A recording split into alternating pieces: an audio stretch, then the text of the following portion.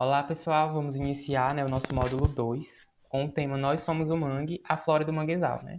Vou apresentar para vocês a vegetação do mangue, algumas características e adaptações dessa vegetação para conseguirem, se manter, se estabelecer e estarem no manguezal. Então, pessoal, eu sou o Felipe, como você já me conhece de algumas atividades aqui do curso. Eu sou licenciado em Ciências Biológicas pelo IFCE Campus Acaraú. Sou membro do Laboratório de Ecologia de Manguezais, o Ecomangue, onde eu desenvolvi minha pesquisa de TCC com insetos galhadores de mangue. Além dessa parte do laboratório, eu pude participar também na graduação de programas de formação de professores, como o PIBID e o Residência Pedagógica. Aqui, nessa primeira imagem, antes da gente iniciar o conteúdo, eu queria que vocês observassem, essas imagens com um olhar de notar adaptações da vegetação para estarem nesse ambiente. Se vocês olharem para o ambiente, vocês vão ver que ele é um ambiente alagado, né? E que essa vegetação que está aí, ela desenvolveu algumas adaptações, né? Se vocês observarem, as raízes elas estão para fora do solo. E isso vai acontecer por algum motivo. Aqui a gente pode trazer até conceitos da seleção natural, né? Onde o ambiente ele vai dizer como que aquele organismo tem que se comportar para que ele esteja nesse ambiente. Se ele não estiver adaptado ao ambiente, ocorre o quê? O ser vivo, o animal, a planta, ele vai se extinguir, né? Vai sumir. E aí a gente consegue observar, o ambiente é alagado, temos aqui um solo, né? Se tem água aqui, o solo é lamoso, né? E as plantas estão adaptadas a viver nesse local, com algumas características que desenvolveram. A gente vai ver tudo isso agora. Adaptações à vida em ambientes de pântanos salobros. Então, os manguezais, eles é um ecossistema que ele consegue se estabelecer melhor, né? Está se estabelecendo nas zonas tropical e intertropical, nas regiões entre marés alta e baixa, né? Nessa região entre marés, denominada entre marés. A feição arbórea, o bosque de mangue, ele vai estar em um local onde o substrato é lodoso, onde vai ter essa mistura de lama e areia, esse substrato mais lamoso, arenoso. Para isso, as plantas desenvolveram, adaptações para estarem nesse local. E essas adaptações são chamadas de raízes escora. Por que raízes escora? Porque é justamente isso, que essas raízes são.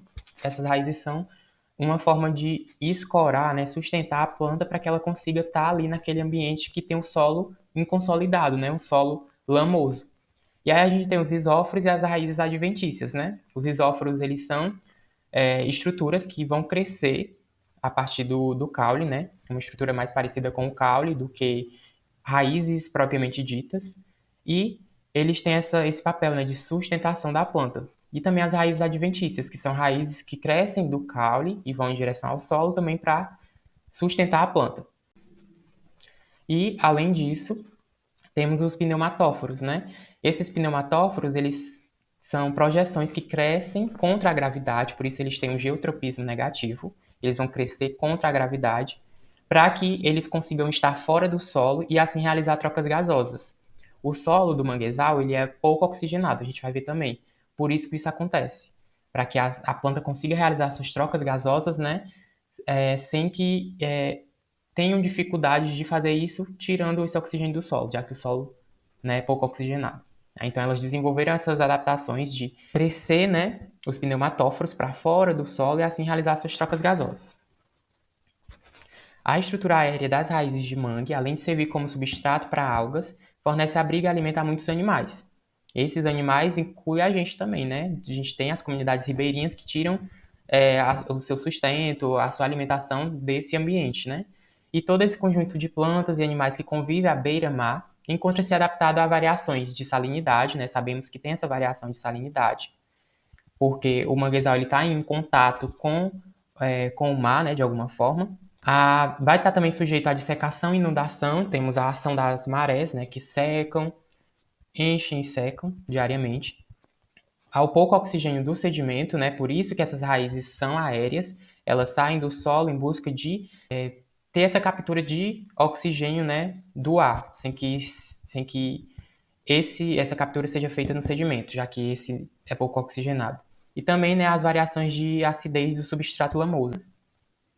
Como elas estão em um ambiente salino, um ambiente onde tem influência salina, tem influência das marés do mar, a vegetação desse local é alófita facultativa. Facultativa por quê? Porque elas podem estar, né, sendo desenvolvidas em ambientes que só tem água doce, né? Não somente naquele ambiente que tem uma influência salina. Se a gente observar, temos manguezais que estão mais distantes do mar. São os manguezais ribeirinhos, como foi explicado lá na outra aula, do módulo 1. Os manguezais ribeirinhos, eles estão ali em todo o curso do rio e eles podem se distanciar do mar, sem que tenham uma influência grande ou até nenhuma de sal, né, da salinidade. Então, eles podem estar, sim, se desenvolvendo em ambientes com água mais doce. Vegetação alófita, alófita vem de estar em um local salino e poderem se manter ali. Então, elas têm adaptações para estar em um ambiente salino. Então, qualquer vegetação alófita vai ter relação com salinidade. E quando elas estão, né, nesse ambiente salino, elas vão ter adaptações para expelir esse sal, que são as glândulas de sal. A filtragem de sal pelas raízes nutritivas e excreção de sal pelas folhas, né? Nas folhas eu tenho as glândulas de sal que excretam essa quantidade excessiva de sal do organismo da planta. É legal que quando a gente está em coleta, a gente fala, né? Ah, tua pressão caiu, tu pega uma folha de mangue e lambe. Que aí você consegue retirar, né, uma quantidade de sal e aí voltar, né, com o seu nível de pressão para que você não desmaie ou então passe mal, mais mal, em uma coleta no manguezal, né? Que não é fácil, não. Um pouco puxado. Temos também, né, como evolução dessas plantas, a viviparidade. Se vocês observarem, se vocês forem pensar aí um pouquinho, a gente também é vivíparo. A gente tem um embrião formado, né, no corpo da mãe, no caso aqui da planta, na planta mãe, e aí ele só vai ser liberado quando ele estiver pronto para se desenvolver depois dali. Então, o fruto germina na árvore mãe e ele é liberado como embrião. Esse embrião é chamado de propágulo, é o que vocês estão vendo aqui nessa imagem. Esse aqui tem um formato de caneta, né? Ele já sai do corpo da mãe, já se finca na lama, por isso que ele tem esse formato. E aí esse daqui, né? Esse e todos os propágulos, eles vão ter uma radícula, que é onde vai desenvolver a raiz, e os cotilédones, que são uma reserva nutritiva para que eles consigam, né, se desenvolver até que eles consigam absorver os nutrientes do ambiente. Então, eles têm uma reserva nutritiva, que são os cotilédones, que vão auxiliar eles nesse processo de desenvolvimento. E a gente chega na vegetação, nem tudo é mangue no manguezal. Então, no manguezal, eu vou ter as espécies de vegetais superiores, constituintes dos bosques de mangue, sendo classificadas em verdadeiras ou típicas, associadas ou secundárias, e facultativas ou de transição. Então, eu vou ter um conjunto de organismos, né, vegetais, vivendo em associação com todo o ecossistema. Vou ter organismos nas árvores, no sedimento, nas raízes. E aqui a gente tem os exemplos. Nas árvores eu vou ter as epífitas, né, como as orquidiáceas, bromeliáceas, cactáceas e polipodiáceas. Epífitas são as plantas que utilizam, né, ou a outra planta, por exemplo, como um suporte para se estabelecerem ali. Então, tem um galho na árvore de mangue, e aí uma bromélia vai lá, se desenvolve nesse galho, né? Ali ela está mais alta, ela vai conseguir uma taxa luminosa melhor. E as epífitas são essas plantas que utilizam outras plantas, né, para se estabelecerem ali. Temos também organismos, né, como os líquens, que estão também nas árvores, que são uma associação. Líquens é a associação de alga com fungo ou com bactérias, cianobactérias. E essa associação, ela forma como se fosse um aglomeradozinho, como se fosse um pelo no tronco de árvores. É legal que, ou manchas também. É legal que isso diz a qualidade do ambiente. Se tem muitos líquens no ambiente, o ambiente está bem, bem equilibrado, está bem conservado. Se tem a ausência deles, tem alguma coisa acontecendo ali que não está certa. E na superfície do sedimento eu também vou ter, né, algumas associações, tem as diatomáceas bentônicas, as cianofícias, né, que são as cianobactérias, e as clorofícias. E nos troncos, pneumatóforos, isóforos e plântulas, que são as plantas que estão, né, em seu processo de desenvolvimento, né, as plantas jovens, vou ter também a associação de macroalgas bentônicas. Então você consegue observar que é toda uma associação de organismos, né, vivendo no ecossistema manguezal. Né? Isso relacionado às espécies vegetais, né? E chegamos nas espécies de mangue. No mundo, há o registro de 80 espécies de mangue verdadeiros. No continente americano, Temos os gêneros Rhizophyra, Avicennia, Lacunclaria, Econocarpus e Pelicieira. Esses são os gêneros que ocorrem, né, nesse continente americano. Já no Brasil, o gênero Pelicieira ele não ocorre. Aqui no Brasil, a gente tem a ocorrência dessas espécies. A Rhizophyra arizone, Rhizophyra racemosa, Rhizophyra mangli, a Avicennia schaueriana, a Avicennia germinans, a Laguncularia racemosa e o Conocarpus erectus. A Rhizophyra arizone e a Rhizophyra racemosa ela ocorre mais na região norte do país. Né? A gente viu também no módulo 1 que o desenvolvimento do manguezal ele não todas as espécies de mangue que existem no Brasil, elas não existem em toda a costa, né, do Brasil. Ela vai existir em alguns locais. No caso, a região norte do Brasil é a região que tem mais aporte de sedimentos, de matéria orgânica, e lá os manguezais são bem desenvolvidos e tem a ocorrência dessas duas espécies. E no Nordeste, pessoal, a gente tem a ocorrência dessas 5 espécies, que são a Rhizophyra mangli, a Lagunclaria racemosa, as duas Avicennias e a Conocarpus erectus. Mas, recentemente, foi publicado um artigo, uma nota científica, em que teve o registro de uma nova espécie de mangue. Não no Nordeste, mas em São Paulo, que foi a Sonetaria aptelar. Essa espécie de mangue, ela não é, né, endêmica nossa, ou seja, ela não é daqui, e ela é uma espécie exótica, que chegou aqui de alguma forma. Aqui a gente tem mais algumas informações. Essa espécie de mangue, ela foi registrada, né, lá em Cubatão, na Baixada Santista, no estado de São Paulo, e o registro foi feito em uma área localizada a 2 quilômetros do Porto de Santos, ou seja, ela estava ali próxima daquele porto. E isso, né, as hipóteses da chegada dessa planta aqui é a água de lastro dos navios. Os navios de carga, para eles trazerem, né, essas cargas pesadas, né, de regiões para regiões, eles enchem o seu lastro de água do ambiente em que eles estão vindo, para que o navio fique equilibrado, né, com aquele peso, e aí ele consiga vir, né, de uma melhor forma desse ambiente para cá. E aí, quando chega, né, nesse local, que ele tira essa carga, ele solta essa água de lastro no ambiente onde ele chegou. Se ele tira essa água de lastro pode ter organismos nela, né? No caso, larvas, ovos de alguns animais, ou então propágulos de plantas. No caso, um propágulo dessa planta pode ter vindo, né, nessa água de lastro, que foi encher o lastro do navio lá na região de origem e desagou aqui, né, na região do Brasil. Isso fez com que, né, esse propágulo se dispersasse ali próximo, e como é uma espécie exótica, ela encontrou um local propício para o seu desenvolvimento, sem que haja predadores, sem que haja alguma ameaça a ela. Então, se eu estou num local onde eu não tenho ameaça, não tenho nada, tenho nutrientes que eu possa me estabelecer e me desenvolver, eu vou crescer mais rápido, eu vou me dispersar mais rápido. Aqui a gente tem a imagem, né, dos propágulos, é como se fosse um frutinho. Quando ele está maduro, ele solta várias sementes. Nessa outra imagem de baixo, você pode observar a quantidade de frutos, né, que essa planta produz. E aqui tem uma pessoa, né, nessa imagem que mostra a planta toda, tem uma pessoa ali perto do tronco e você vê o tamanho dessa árvore. Ou seja, ela consegue se estabelecer bem, cresce bem e se dispersa muito fácil. E essa espécie é considerada agressiva por isso, né? Por essa ocupação dessa área, né, de manguezal, e ela pode afetar as outras espécies de mangue que estão lá, através da competição com as espécies nativas, né? E seu grande potencial e sucesso de dispersão, né? Se você vê, ela tem muitos frutos, então ela dispersa muito rápido. Todas as espécies exóticas, elas vão trazer algum malefício para as espécies nativas.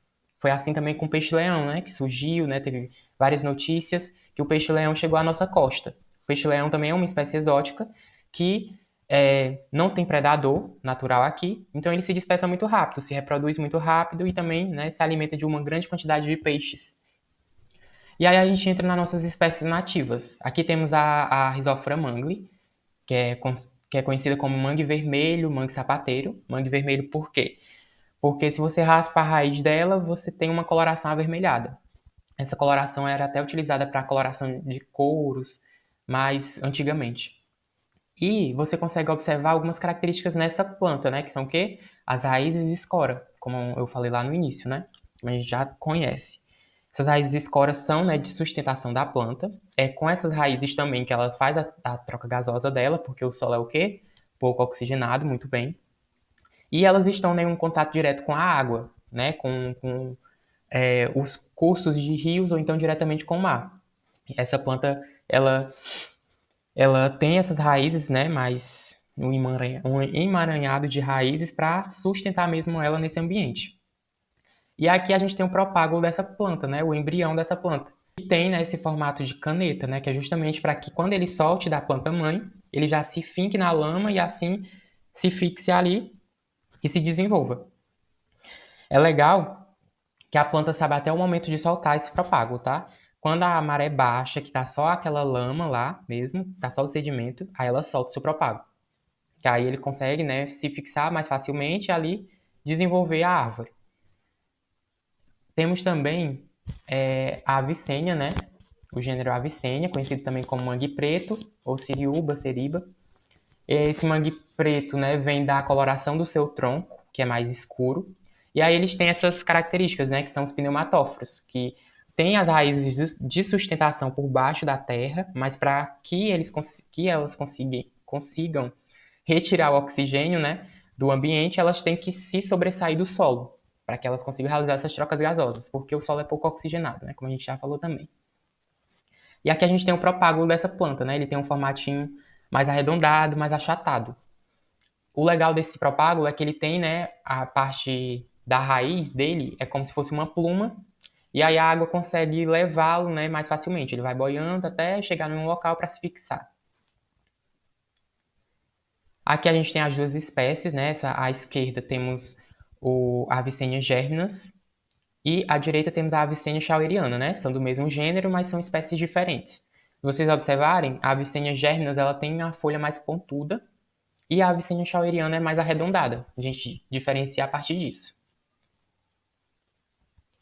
Temos também o mangue branco. O mangue branco ele é conhecido assim por conta do seu tronco também, né? Que tem uma coloração mais clara. É a laguncular e racemosa. Essa daqui é bem fácil de ser identificada, porque ela tem o pecíolo da folha avermelhado, né? Essa partezinha que se conecta ao ramo da folha, ao galho, ele é avermelhado, como vocês podem ver aí. E elas têm, né? Se você pegar essa folha e colocar contra o sol, você consegue ver as glândulas de sal. Essas glândulas de sal são para quê? Para controlar, né, a salinidade do organismo da planta, né? Porque eles estão em um ambiente salino. E elas têm também, né, na base do seu pecíolo lá, tem os nectários, 2 nectários não funcionais, que são glândulas, né, que antes excretavam substâncias melíferas, né, para atrair insetos, polinizadores, mas hoje essas glândulas não funcionais, né, não funcionam mais, a partir de evolução, né, da planta. E aqui a gente tem um propágulo, né, nessa última imagem aqui à direita de vocês.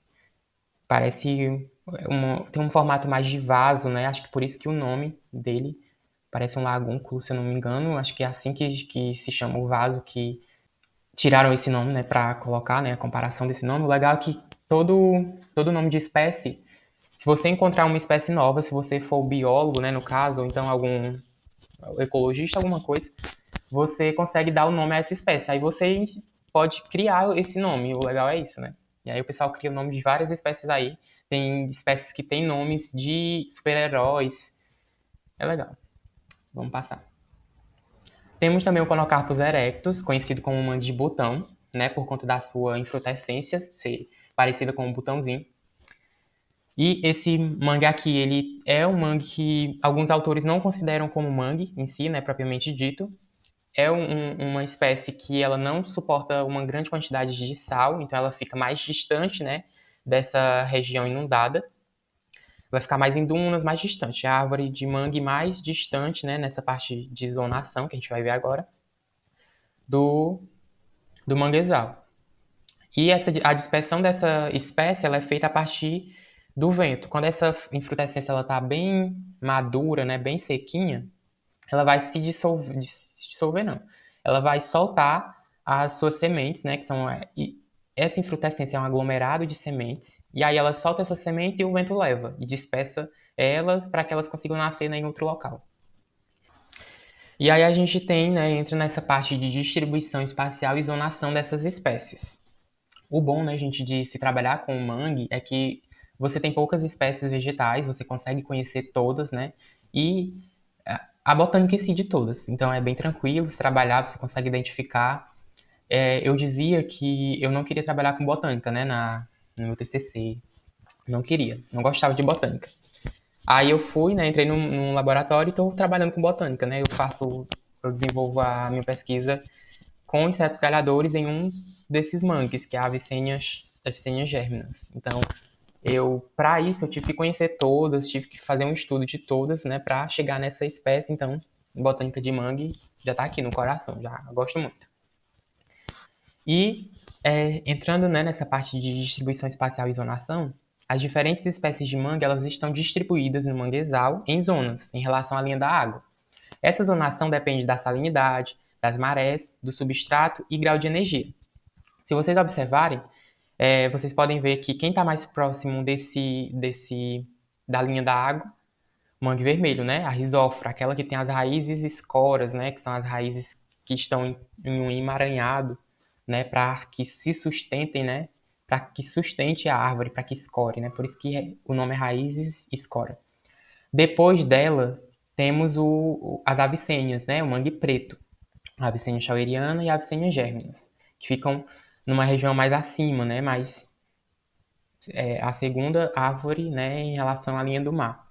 E aí temos também o mangue branco, a Laguncularia racemosa, que vem depois. E por último, o mangue de botão, que é o conocarpo. Se você ver, ele não tem contato com a água, né? Um contato direto. Ele fica mais acima, nas dunas, numa região mais distante dessa parte salina, né? Porque ele não suporta tanta salinidade. Então a gente vai ter nessa distribuição.